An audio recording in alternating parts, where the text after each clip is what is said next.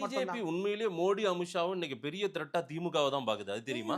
ஆமாங்க, தமிழ்நாட்டு மக்களை காப்பாற்றணும். அவங்களுக்கு பெரிய த்ரெட்டா இருக்குது டிஎம்கே தான். கரெக்ட். அப்படி இல்ல, உங்களுக்கு பெரிய த்ரெட்டா எங்களுக்கு இருக்காங்க. பெரிய threat பார்லிமெண்ட்ல இல்லைங்க. அங்க தமிழ்நாட்டு ஆர்குமெண்ட் எடுத்து வைக்கிறாங்க. ஆமாங்க. அந்த ஆர்குமெண்ட்டுக்கு உங்களால பதில் சொல்ல முடியல. அவங்க கேட்கிற கேள்விக்கு அங்க ஃப்ளோரே வந்து முடங்குற மாதிரி ஒரு நிலை 39 எம்பி ஏற்படுத்துறாங்க. இருக்காங்க இல்லையா? ஆமா ஃப்ளோரே முடங்குற அளவுக்கு அங்க ஆர்ப்பாட்டம் பண்றாங்கல்ல. ஆமா, ஒரே கேள்வி கேக்குறாங்க. கேள்வி கேட்கறாங்கல்ல. ஒரே ஒரு தீர்ப்பை தமிழ்நாட்டுக்காக அவங்க வாங்கிட்டு வந்தாங்கன்னு சொல்லுங்க.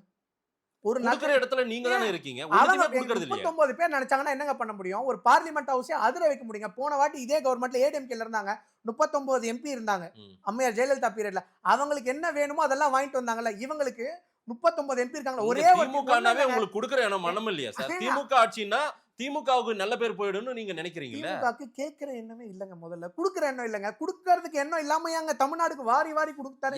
என்ன கொடுத்தீங்கன்னு கேக்குறாங்க. தமிழ்நாட்டு மக்கள் உங்களை அங்கீகரிக்கணும்னா ஏதாவது கொடுத்துருக்கணும். ஆமா. இளைஞர்கள் பார்வை உங்க பக்கம் திரும்பணும். வெகுஜன மக்களின் பார்வை, கிராமப்புற மக்களுக்கு, விவசாயிகள் போராட்டம் வரைக்கும் டெல்லியில் நடந்தது இல்ல. நீங்க எப்படி நான் ஒண்ணே சொல்றேன். நீங்க எப்படி ஹேண்டில் பண்ணீங்கன்னு தெரியும்ல மக்களுக்கு. ஒரு நிமிஷம். முதல்ல டெல்லி பிரச்சனை, பீகார் பிரச்சனை, குஜராத் பிரச்சனை, அந்த மாநிலத்தோட பிரச்சனை.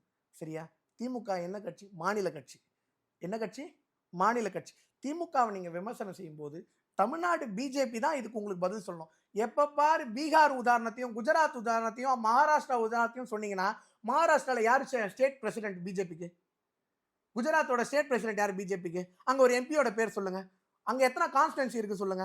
அவங்களோட பட்ஜெட் என்ன தெரியுமா உங்களுக்கு? ரெண்டாவது, இங்க வேலை செய்யற எல்லாரும் யாருக்கு வரி கட்டுறாங்க? இந்த மாநிலத்துக்கு வரி கட்டுறாங்க. டெய்லி யாருக்கு வேலை செய்யறாங்க? இங்க பாருங்களேன், அங்க ரோடு போட்டா எங்களுக்கு என்ன, ரோடு போடலன்னா எங்களுக்கு என்ன? தமிழ்நாடு பிஜேபி எப்ப பாரு உட்கார வச்சு மகாராஷ்டிரா பிஜேபியோட கதையும் குஜராத் பிஜேபியோட கதையும் கேட்டீங்கன்னா, டிஎம்கே ஆட்களை உட்கார வச்சு அவங்களோட கூட்டணி அரசு தான் காங்கிரஸ் நடக்குது. வெஸ்ட் பெங்கால்ல மம்தா பானர்ஜி இவ்வளவு ஊழல் பண்றாங்கன்னா ஸ்டாலினை கேட்டுட்டு இருக்கீங்க இல்ல? அதுல வர ராஜீவ்காந்தி வர அவரை கேட்கறீங்களா? இல்லன்னா திமுக ஆதரவு பெற்ற பத்திரிகையாளர் சொல்லி வர செந்தில் வேலை கேட்கறீங்களா? யாரை கேட்கறீங்க? இல்ல, தமிழ்நாட்டுல பிஜேபி இல்லையே பெருசா. தமிழ்நாட்டுல இல்லன்னா வந்துட்டு வருதுங்க. மோடிக்கும் அமித்ஷாவுக்கும் ஒட்டுமொத்த பார்வையும் தமிழ்நாடு தான். போன வாட்டி நாங்க 18% ஓட்டு வாங்கி 18%. ஆனா இது சீட்டா கன்வெர்ட் சீட்டா ஆகல. இல்லன்னா ஓட்டா இருக்குது இல்லங்க.